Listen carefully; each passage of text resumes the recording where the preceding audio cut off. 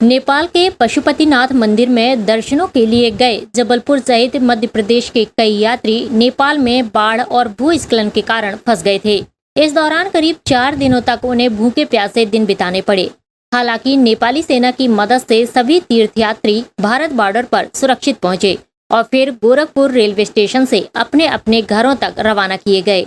केंद्र और राज्य सरकार की मदद से जबलपुर के वेटनरी विश्वविद्यालय में पदस्थ सहायक प्राध्यापक डॉक्टर राजेश बरहैया भी अपने परिवार के साथ वापस आज जबलपुर लौटे और उन्होंने अपने सफर को बेहद डरावने सपने जैसा बताया। इस दौरान उन्होंने कहा कि भारतीय दूतावास का व्यवहार बिल्कुल भी सही नहीं था, उन्होंने मदद नहीं की। वहीं जब वे दूतावास पहुंचे तो वहां बोला गया कि आप अपनी व्यवस्था खुद देख लें।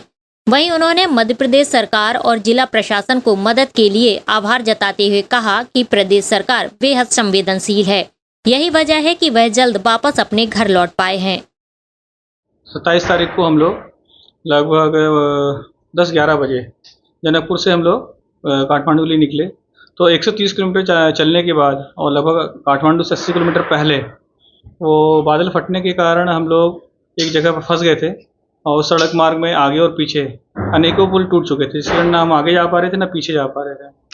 और बारिश बहुत तेज़ थी, पूरे पहाड़ों का पानी उस नदी में आ रहा था और जो नदी थी, नदी अपने उग्र रूप से बह रही थी और जिसके कारण वो हमारी जो सड़क है वो सड़क को भी काट रही थी धीरे धीरे।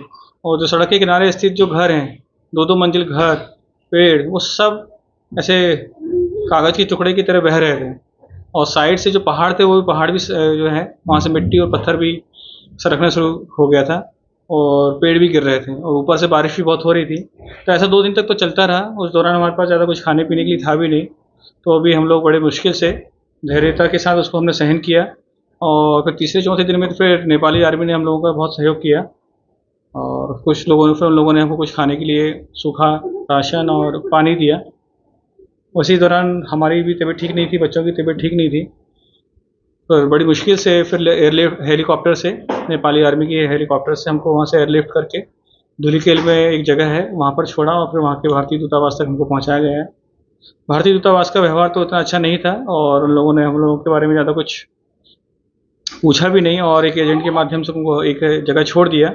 मगर चूँकि मध्य प्रदेश सरकार बहुत ही संवेदनशीलता के साथ इस विषय पर एक्शन लिया और तुरंत ही भारत सरकार के विदेश मंत्रालय पर हमारे फंसे होने की सूचना दी और वहाँ से समुचित रूप से वहाँ से निकालने की हमारी व्यवस्था की। वहाँ से हमको तुरंत फिर बस के माध्यम से बॉर्डर पर पहुँचाया गया और जिला प्रशासन में मुख्य रूप से जो हमारे जिला अधिकारी हैं माननीय दीपक सक्सेना जी, अपर कलेक्टर मीशा सिंह मैडम और जॉइंट कलेक्टर अनुराग जी, वो लगातार हमारे संपर्क में बने हुए थे और हमारे खाने पीने और स्वास्थ्य के बारे में पूछ रहे थे और आश्वस्त कर रहे थे कि आपको कोई दिक्कत नहीं होगी। और एक दल के माध्यम से हमको बॉर्डर से आज हम लोग सुबह लगभग 1 बजे आज जबलपुर अपने घर पे सुरक्षित रूप से आ गए। हम लोगों के हाथ में पूरे टाइम, हमारे हाथ में, माता जी के हाथ में और हमारे प्रभु जी के हाथ में पूरे टाइम माला रही और हम लोगों ने हमेशा भगवान जी का जप किया पूरे टाइम, क्योंकि कुछ और था ही नहीं, भगवान के नाम के अलावा हमारे पास और कुछ नहीं था। तो हमने पूरे टाइम वहाँ पे अपना भगवान का नाम लेके भगवान से प्रार्थना की कि इस विकट कंडीशन को हम निकाले और भगवान ने वही हमारे साथ किया। हम भगवान की महिमा जो हमें प्रत्यक्ष दिखाई दे रही है कि हमें किस तरीके से वो निकाल के लेके आया। हम 1 सेकंड के लिए वहाँ पे बिछड़ गया था हमारा परिवार, ये हमारे ये पापा और ये और बच्चे एक साइड हो गए थे और हम 2 एक साइड हो गए थे।